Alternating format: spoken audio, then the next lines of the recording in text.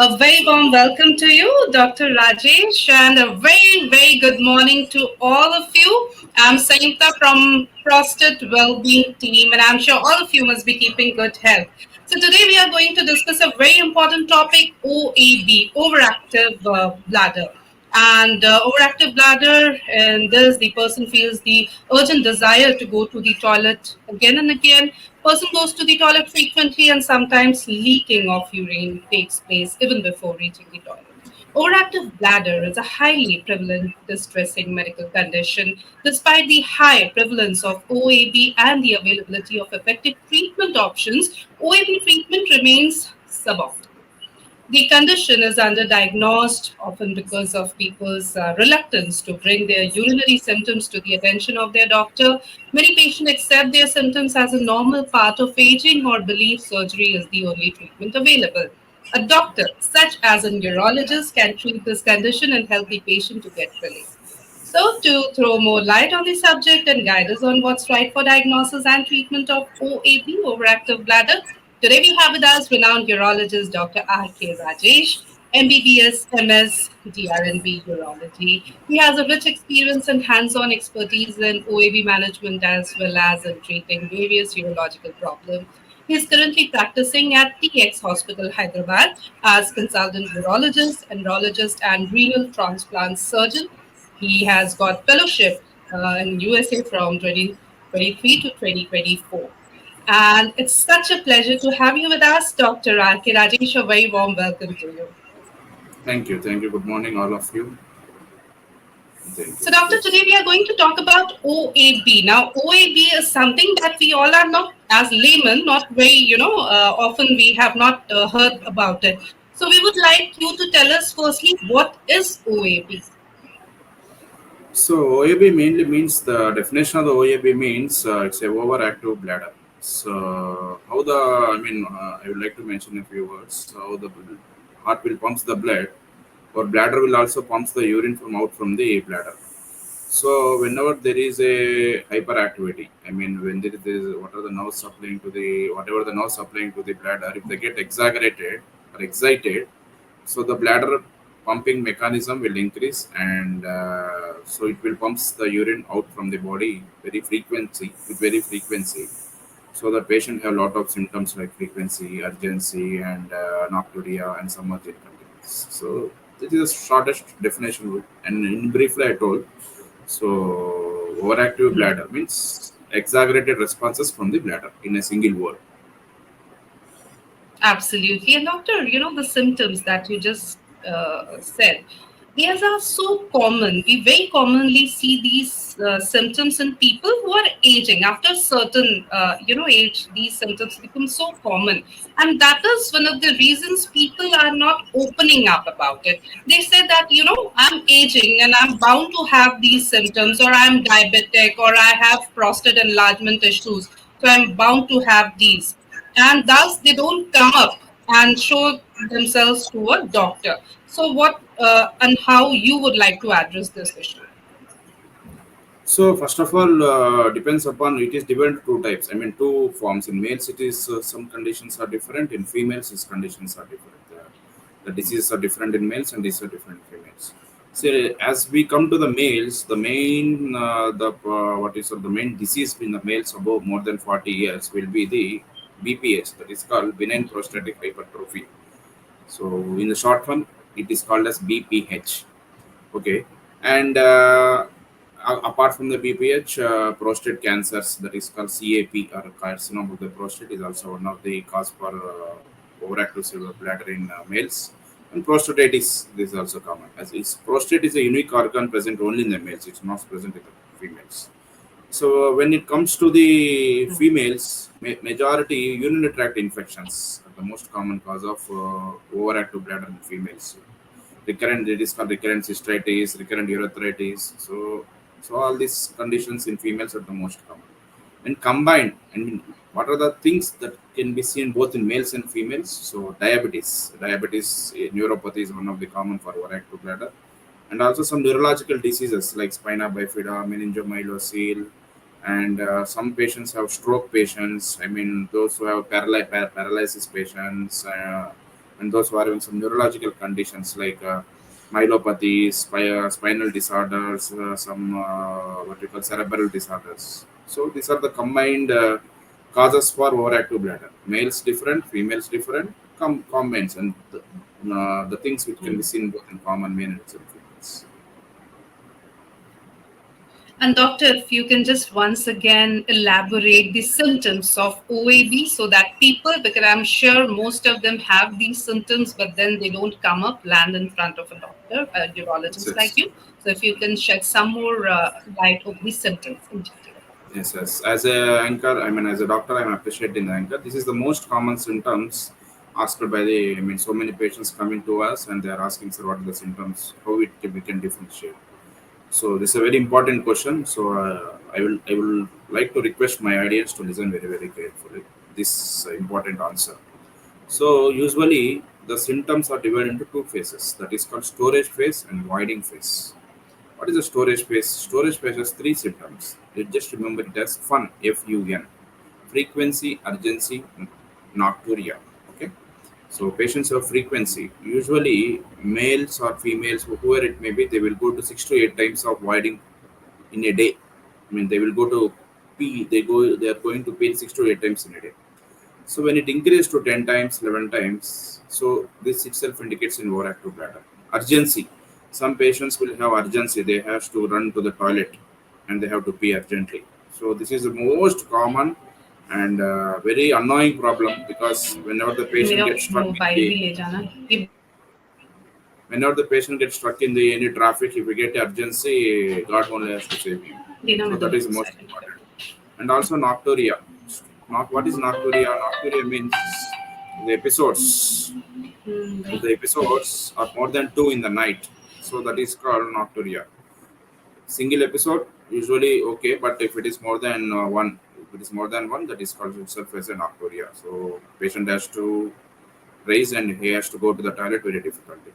And voiding symptoms are called it as a straining. Patient has to strain. Patient has a weak stream. Patient intermittency will be there. Incomplete voiding will be there. So all these things are comes under voiding symptoms. Frequency, urgency, nocturia, straining, weak stream, intermittency, and incomplete voiding. These are the major. Among them, frequency, nocturia. Nocturia is the most annoying. Nocturia, urgency are most annoying thing.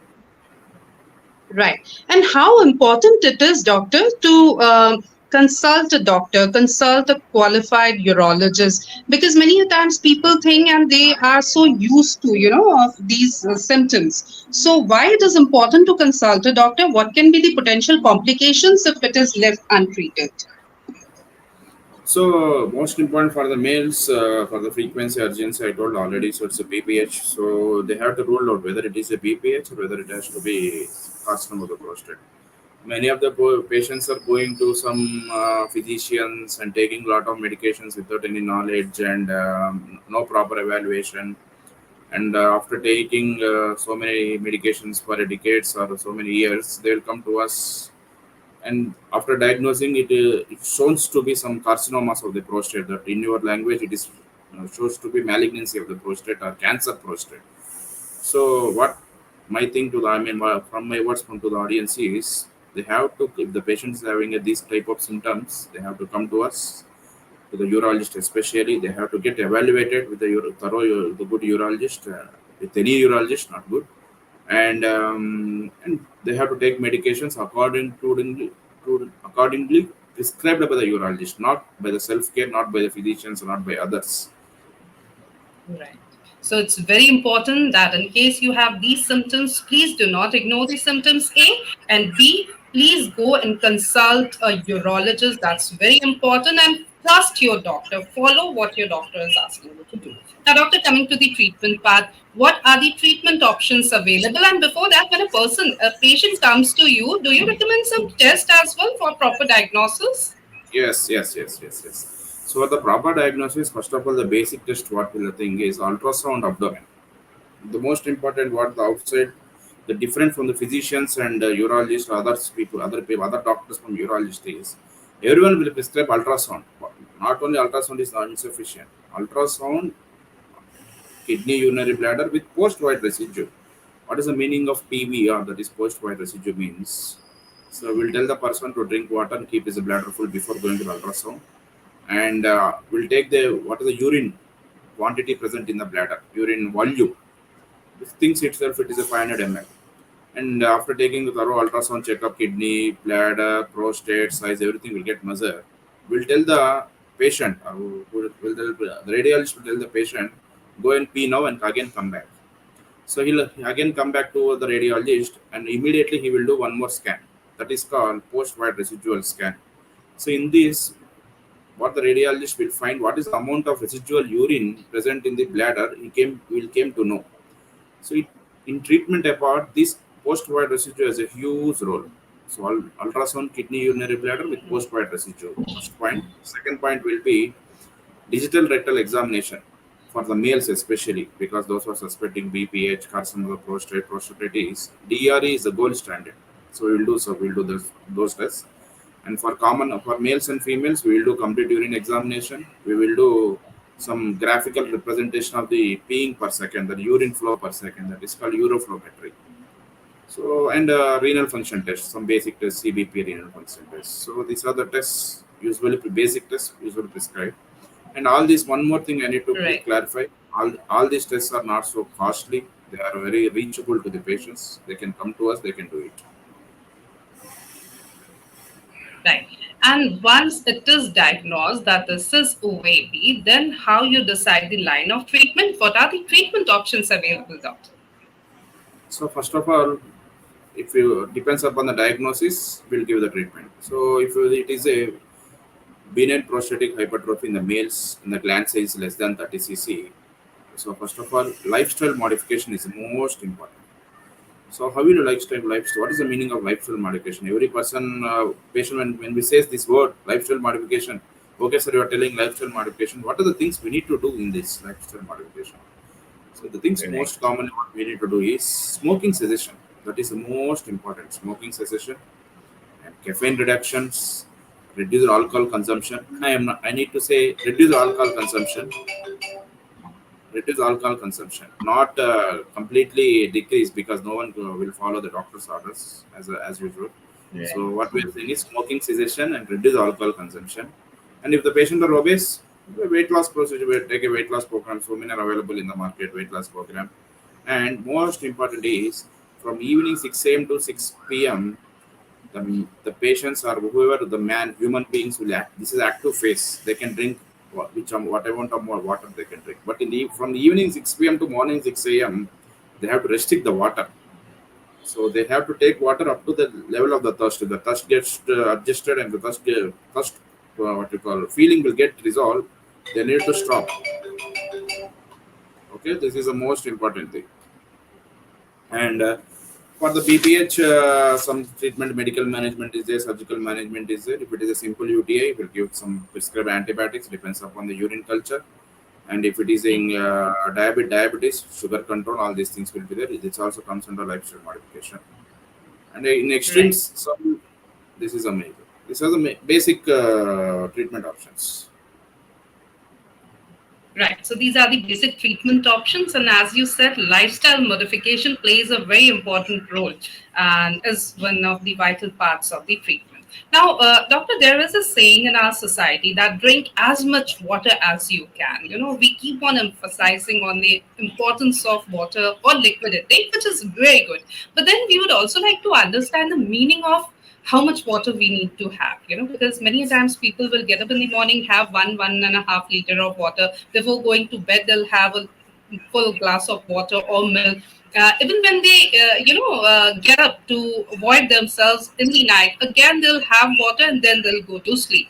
So how much water is adequate and what is the right way of having that water?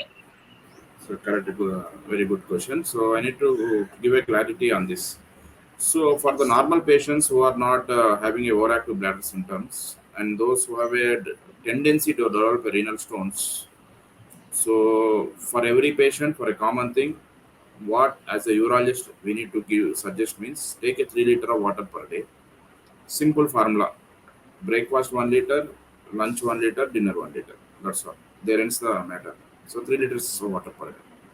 So whereas Well, in the overactive bladder symptoms patients, from the I'm repeating again, from morning 6 a.m. to 6 p.m. they can drink how much any amount of water they want to drink. But from the evening 6 p.m. to morning 6 a.m. So if you they have to drink water against, I mean accordingly to their thirst levels. Don't drink beyond the thirst levels. Why? Because if the input is decreased to the kidneys won't filter. There is no water availability. I mean there is no filtration product coming to the kidney. Automatically we will decrease the urine output. So we are treating the cause. So the thing is, for normal patients, 3 liters. For for those who are in overactive bladder symptoms, reduce the quantity of water in a day. fair enough. And doctor, because we are talking about that, what is not normal, the time of getting up in the night when you are going to void themselves, even during the day, if you have these symptoms of frequency, urgency, etc.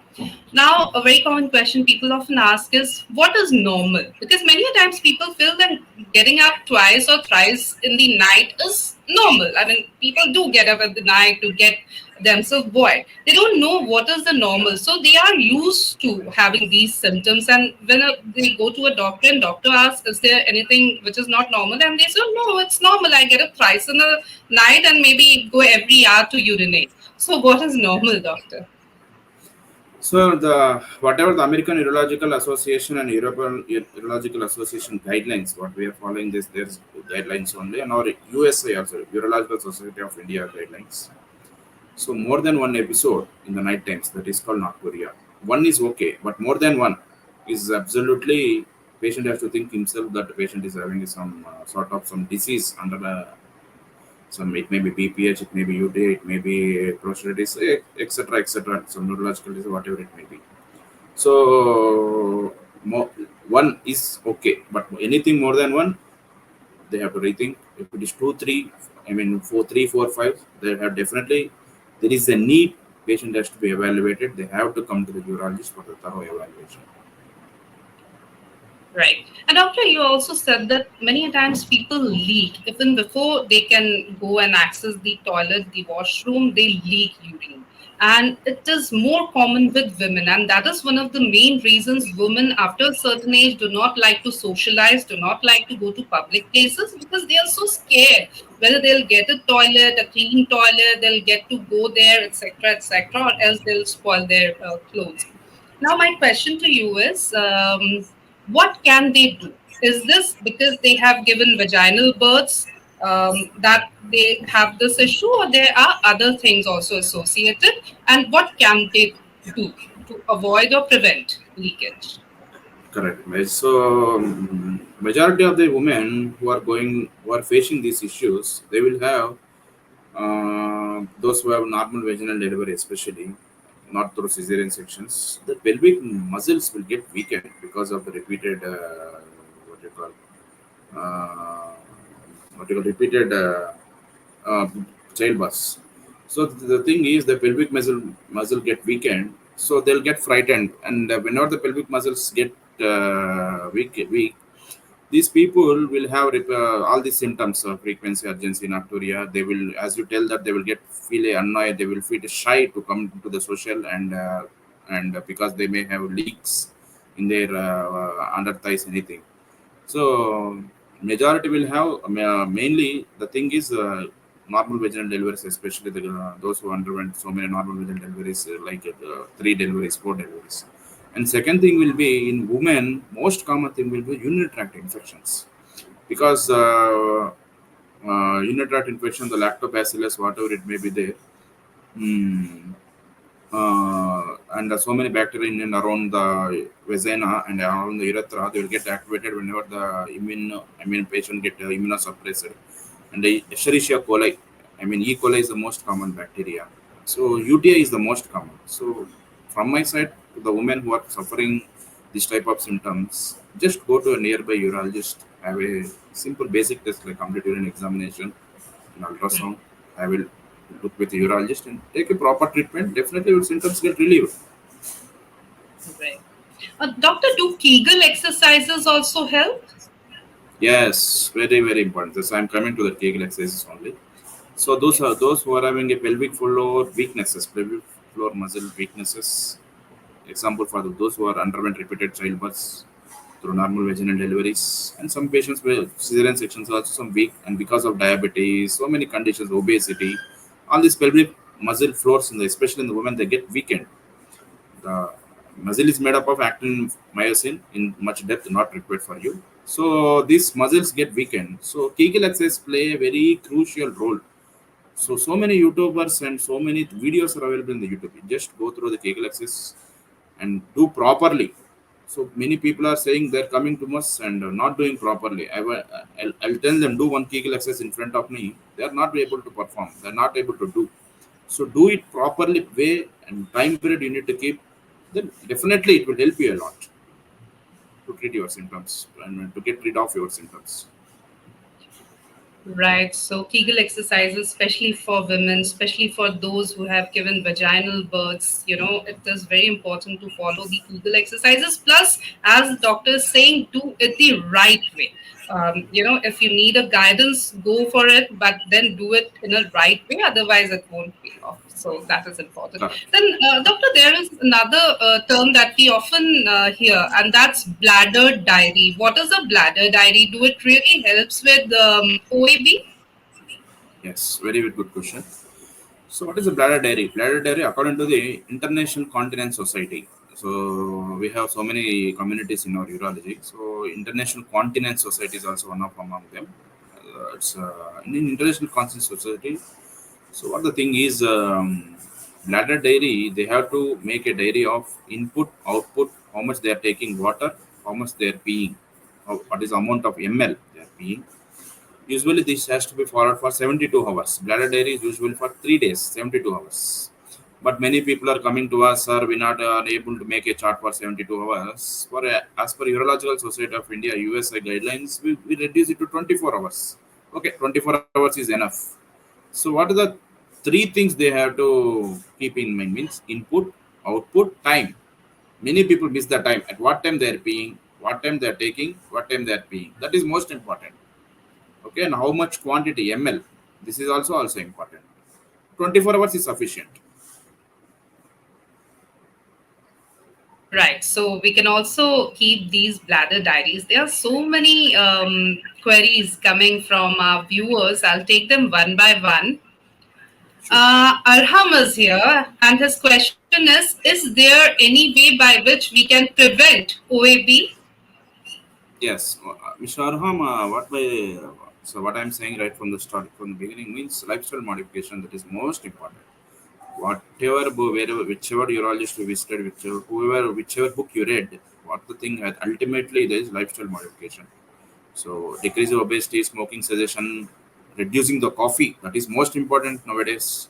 Caffeine cessation, smoke not cessation, reducing the intake. And also, I told already, reduce alcohol consumptions, weight loss programs, reduce the fluid intakes in the evening times, especially, and taking proper drugs for the proper treatment. If you have UTI, take antibiotics according to prescribed by the urologist. If you are having a what you call BPH medications, you are having some neurological conditions according to prescribed medications by the neurologist. So all these things will make you get rid of the symptoms as early as possible.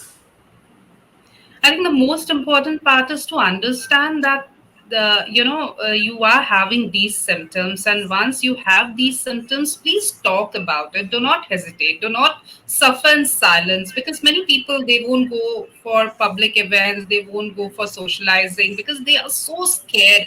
Doctor, there are also people, I have seen so many elderly people who have these symptoms, but then they don't talk to a doctor or they never go to a urologist. They'll start using diapers. Diapers, again, we know are A, very heavy on pockets, B, you need to maintain the hygiene because it can, affect that way also rashes, etc. So, what would be your message for all the elderly people who are watching the session and apparently they might be using diapers as a solution but not talking to a urologist? Yes. Okay. So the thing is, those who are wearing the diapers, first of all, before you can use the diapers, but you need to change them regularly. as our anchor is saying that if you are using the same diaper constantly for a long period of time, it gets peeled and you're getting some side effects like rashes, unnecessary urinary tract infections also you'll get. The thing is, first of all, evaluate thoroughly, take the treatment thoroughly for the concerned disease, and reduce the amount of diapers per day. Because completely restriction is very difficult for anyone, elderly people more than 60, 70, those who are having overactive lateral symptoms. So reduce the amount of diapers per day slowly, not as fast as you can, because these symptoms will take a time, minimum 3 months to get resolved. So just make a diary how much diapers you are using per day. As the days goes on, how much you are reducing, and have visited regularly with the doctor. Have a checkup. One thing I need to explain one patient. So practically many patients are interested. So I'm telling one patient. So my patient, when I'm sitting in my OPD, so one patient who is going on my hospital nearby only on the road, he just parked in front of my hospital on the road itself and ran to me. Doctor, doctor, searching for a urologist. So his name I should not disclose. So he came, Mr. X came to me, and he's making my reception. I want to receptionist. So I want to meet the doctor as early as possible. Kindly allow me because I am having so much of symptoms. Okay, so receptionist came to me and sir, one patient is having urgent. He want to meet you, and he kept his car on road parking. So much of nonsense is also going on the road also. To remove his car, something will be there. I told okay. So just keeping my aside and keeping other patients aside and send me as well. When he came to me, he just telling that he's weeping in front of me. So what happened? I thought he maybe have some pain or some kidney stones or anything. Sir, I'm facing this overactive bladder symptoms like urgency since 6 months. I have taken a lot of medications prescribed from some Ayurvedic, Unani, whatever it may be. So I'm not able to get rid of symptoms. Now I just peed in my pants. I peed in my pants. I'm getting very shy. I can't able to what you call face it. So that's why I came to. So up to this level, you should not go. What I'm saying, whatever the patients, those who are having the symptoms, they should not go up to Correct. this. They have to get evaluated. Right. That's why we are trying to spread some information, spread some awareness regarding OAB. One last question that I'll take by Shreyansh. His question is this a life-threatening disease? So for all audience and what I'm saying, this is not at all a life-threatening disease unless and until you have diagnosed with carcinoma of the prostate. Even prostate carcinoma is also nowadays it's treated well. No need to worry. It's a simple disease, basic disease, very easy to cure. So many drugs are available in the market. So many pharma companies are giving good amount of drugs with good amount of results also. And those who are having the symptoms, just visit your doctor and treat it by you by themselves. And no need to worry. It's not at all a life-threatening disease. Very simple and basic disease. Right. And doctor, before we sum up the whole session, any take-home message for our viewers? First of all, I would like to thank you, Prostate Wellbeing. They give me opportunity to speak up on this overactive bladder symptoms, and I would like to thank those pharma company because gave me opportunity to speak. And take home messages: those who are having the symptoms, don't hide yourselves behind the screens. Just come front and go to your nearby urologist, have a discussion with him, and get better get evaluated and take a proper prescribed medication and live happily. Right. So there's no honor in suffering silently. Come up with it. There is treatment options available. Consult a urologist. That's really effective and important. Thank you so very much, Dr. R.K. Rajesh, for your valuable time and this wonderful session. It was fantastic talking to you. Thank you once again. Thank you, thank you, thank you, thank you. I'm once again thanking all of from my side, all of everyone has organized this type of programs, and this has to continue in nearby future also. Thank you so Definitely, much. Doctor. Thank you. And viewers, thank you for your excellent participation. For more information and updates, stay connected on our FB page of Prostate Wellbeing. We are also available on YouTube, Twitter, and Instagram. Thank you. Have a great day ahead.